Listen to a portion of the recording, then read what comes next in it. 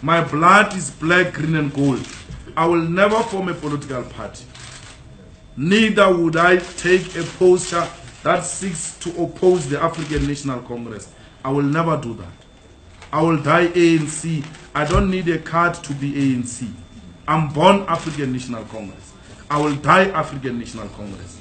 Good morning, guys. Good morning. Good morning once again. Welcome to South Africa Lately, a channel that discusses South African trendy news. We do, however, grab here and there from international news when it is trending enough to be brought here. Please do understand that I'm not a politician.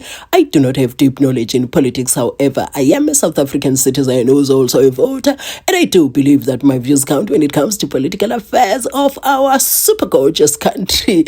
Yeah, guys, please let us talk about Julius Malema. Him being expelled from the ANC long time ago. It is said that they begged, please don't remove us as ANC members. We can do the work on the ground, but they were fired anyway. And they are accusing former President Jacob Zuma for that.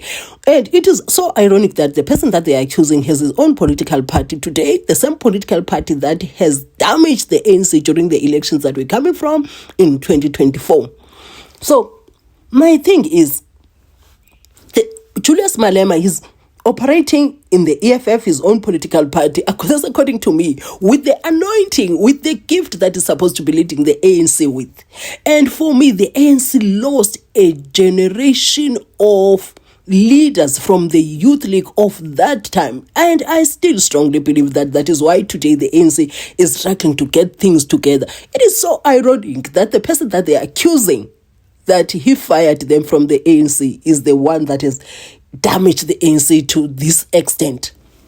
So now, when you look at Julius Malema, I know that there are so many things that we don't like about Julius Malema as South Africans. Also, with that, I look at Julius Malema, I see somebody that is playing with a gift that has been given to lead South Africans. You cannot be taking South Africans for granted like that. Every time you get when you are outside of South Africa, you talk badly about South Africans. I can still remember, I don't know whether it was in Ghana or Nigeria, when you said in South Africa, they say I must know. And you twist the things that we say as South African. We say control immigration. Don't allow people to jump the borders. You encourage them. We know how we're suffering because of that. We have South Africans being held accountable for the bad crimes that they commit. And those who are here in South Africa illegally, they get away with it, and you are encouraging that. So for me, is somebody that is playing with the gift that is supposed to be leading with South Africans with, and you are supposed to be leading within the ANC, and the ANC fired Julius Malema and they lost that gift. That is why today things are like this, but that is my opinion. You can share your own in the comment section, but I just want to be here and saying that Julius Malema caused so much damage by being fired from the ANC. You see, let me just say Julius Malema said the departure of Julius Malema from the ANC resulted in the weak ANC that we see today. It also gave birth to MK that we see today. So I'm not going to bore you anymore. I just want to leave you watching these video clips so that you understand that, I'm not taking these things off my head. I also saw one video clip. All of them, they're saying, we begged. We said, don't remove us from the ANC. You can demote us. Take your positions, but don't remove us from the ANC. Whew, guys, I'm going to start with a video clip of a speech that they say is the one that got Julius Malema fired from the ANC. He was calling for regime change in Botswana, something like that. I was not paying much attention to politics. I started with MK, but so thank you, MK, for that, because you are fitting me now. Anyway, yeah, guys, I won't be coming back with more commentary. I'm just going to leave you watching. I'll be seeing you on my next upload. Thank you for your support. Do have a gorgeous day. Don't leave the fighting spirit of Robert Mashaba Dilongli. Come on, yeah. Atitaba Fazi. Don't leave veterans league Longli. Viva ANC Youth League, viva. Thank you very much, comrades. Baetapele ba ANC. Abaetileng pele ke President Zuma, baetapele ba Alliance and all progressive forces receive revolutionary greetings from a militant and radical youth organization of Peter Mokaba. We are here today in Peter Mokaba Stadium. We are reconnecting with the spirit of a fighter, a fearless fighter, a man who has never begged for relationship. Because the youth of today, we are inspired by him. We are called upon once more to go to the communities and mobilize young people to vote for the African National Congress. We must make sure that generational mix starts with the nomination of councillors. We need young councillors. Young people must be in the forefront. Commanders and commissars of Umkhonto weSizwe, they must be integrated in the local government because they've got an experience of fighting, and therefore we need fighters now at local government because we'll not have any explanation why we don't deliver services to our people. Comrade President, we've got a special request. We request you to lead us into the economic freedom. Political power without economic power is useless. You can vote until you become big. As long as you don't have economic power, that vote is meaningless. We cannot accept the gap between the rich and the poor. We cannot allow the economy to continue to be in the hands of white males.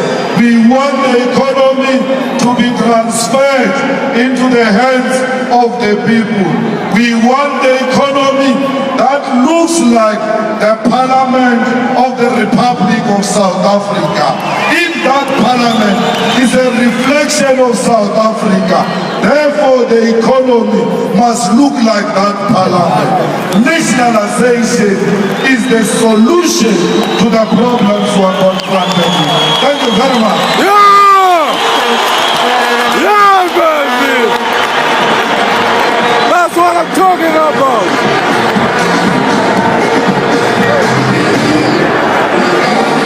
Now we hear. It's such an incredible story. Yeah. The inspiration to start the EFF. Yeah. How did that happen? So we got expelled in the ANC because we compared President Zuma with President Mbeki, and we said Mbeki was better than Zuma. That was an offense. We said there was a military base in Botswana of the US, and that we need a regime change in Botswana so that that new regime will tell the US to remove its base, because that base is a threat to the security of Southern Africa. So we can't have a base within our own territory. And then they said, no, I want to destabilize Botswana, and that's how I got banned in Botswana. But all evidence was presented there in the ANC. Look, I have no regret of saying I want to remain in the ANC. I've got no regret. I would have corrected the ANC from within. Because I've never wanted to form a political party, and I will never form another political party if this EFF expels me. It's not a child's play. You know, just wake up in the morning and then you say you form it's difficult. We are still forming it even now. Do you think the ANC made a mistake by throwing him out? A big mistake. I've always said so, even that time, because you see, and I've said it on various platforms, when a political problem arises, you don't become legalistic. You must solve it politically and identify areas of differences and have political solutions. There are always areas of solutions. Now, when a youth league comes from a conference, our responsibility is to listen to the resolutions and say, guys, the ANC won't support this resolution, it will support that. Go and argue this in the next conference if you want to argue it, but we don't at the moment think it's policy. And go to the conference with those agreements and disagreements, and let them win in the conference or lose. Then we're all bound by the decisions. We didn't do that. We didn't even want to listen to the resolutions. We wanted to settle scores with Malema. And I said at the time, there is no dustbin for comrades. There isn't. We need to educate. And now this is coming back to haunt all of us. That in fact, from those dustbins come fat rats which will come and bite you. And today, he is biting us.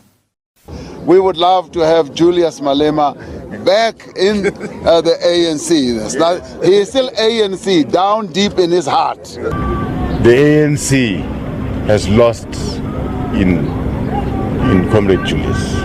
One day, I will bring back my boy, Julius Malema.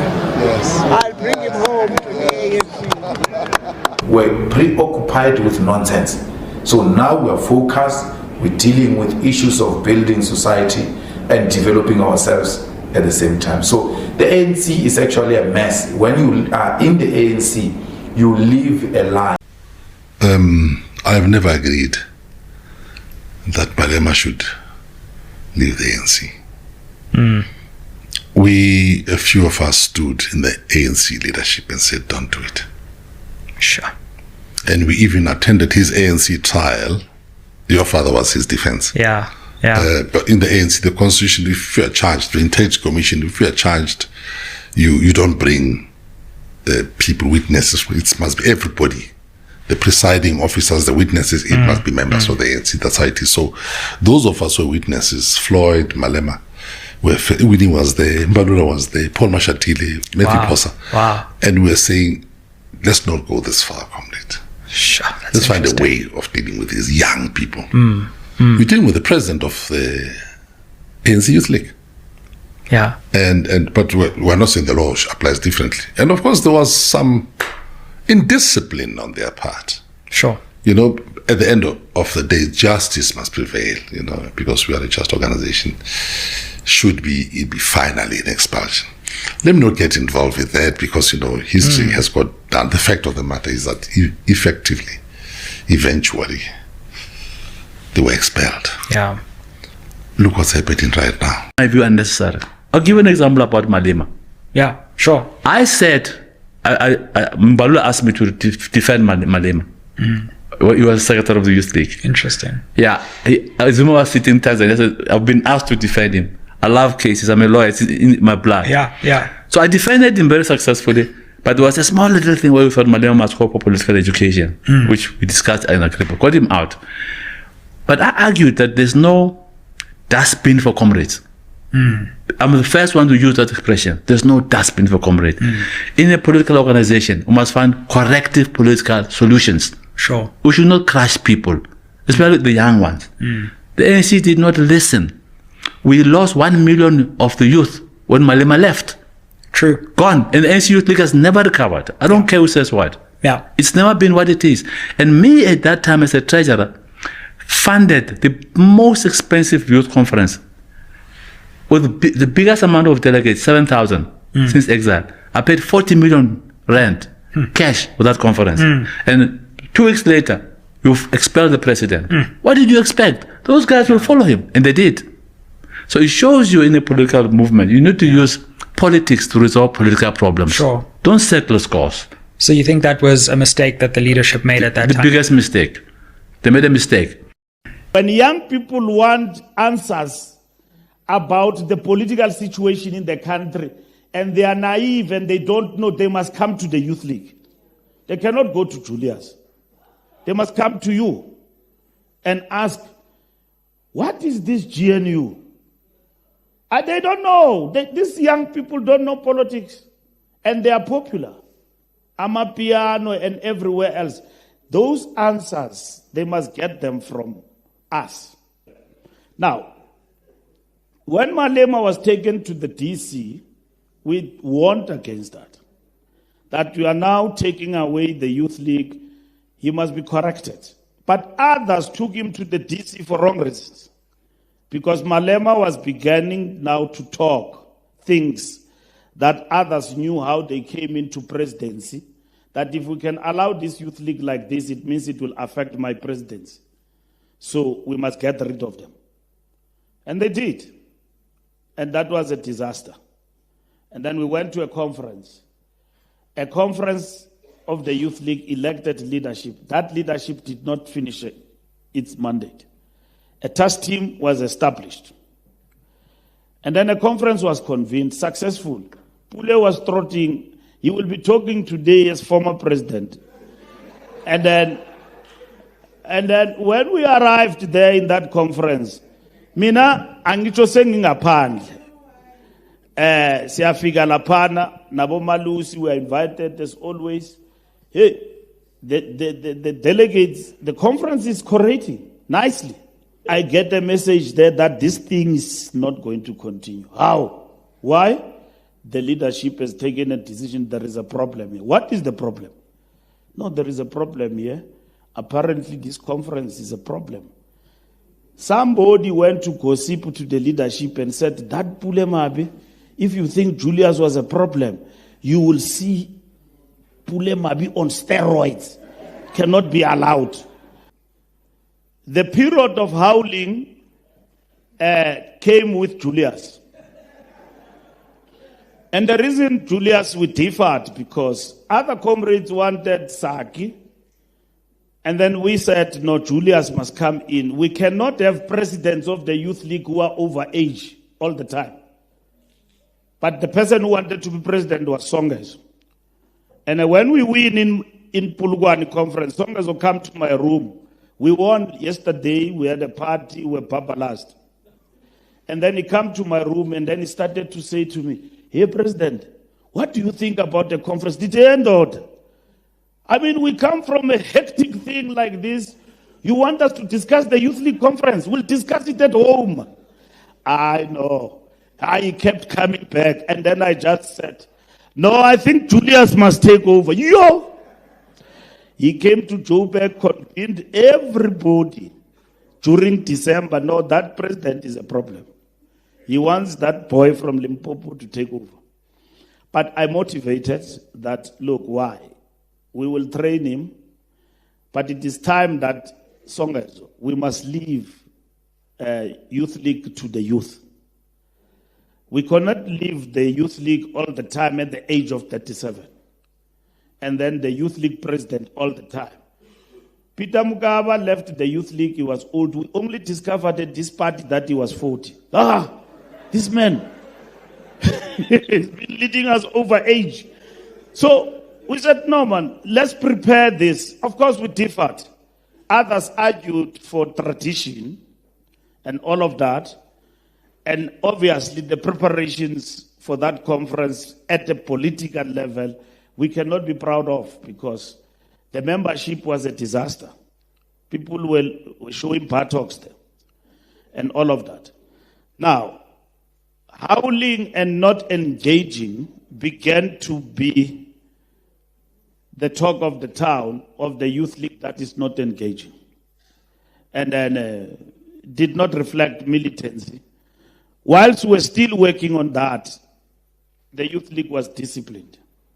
And Malema was expelled. When we went to Pulugwan, and we said no to 2 centers of power and no to third term, it's because comrades went to Comrade Mbeki, and then they said to him, you are still young, what are you going to do? Continue. And we were telling the whole of Africa that we, the ANC and our leaders, 2 terms is enough. So these ones, they said, no, at an organizational level, the president can continue, and then the ANC can have another president. We said, what principle guides that? Except just people's feelings. Who said that the president cannot be replaced? We didn't fight President Mbeki personally, but there are others who were fighting him because they could not handle him at an ideological level, including in the alliance. In the alliance, the outcry then, we had a very, very intelligent president of the ANC. One time I found myself in the toilet with Peter Mugaba, and then he said to me, what are we going to do? I said, what? He said, this president is too intelligent, more than all of us. It's dangerous for the revolution. I said, how is it dangerous? Is it not beneficial? He said, no, that is wrong. It's a problem. This man is too intelligent. He's too intelligent. It's a problem. And then that is the kind of president we had, Comrade TM. Others came because in the alliance, they said, no, the president takes decisions unilaterally. Because the president was engaging. And one time in the meeting of the alliance, we found ourselves in a meeting with President Mbeki. Other comrades were still coming. But the alliance component, all of them were present. They were there in the meeting at Shell House. And then as part of the Youth League, we're part of the delegation. So we arrived with the president. So they said, no, how are we going to start the meeting? Because the ANC delegation is not all of them here. It's COSATU and the Communist Party, Bomadisha. So we raised the hand there in that meeting. No, the delegation will find us on the way. The man you want, Kiwo, is around. Let's start, because you say the problem is the president. Let's start. Here is the man you want. And then President Mbeki presented a discussion document for that meeting. I think the title was Domestic and International Setting Analysis in the meeting. And then the ANC was too strong for the allies. I'm saying it boldly and openly to you. So when we went to Polokwane, because of that, other comrades joined us because they wanted to get rid of this nemesis called Thabo Mbeki.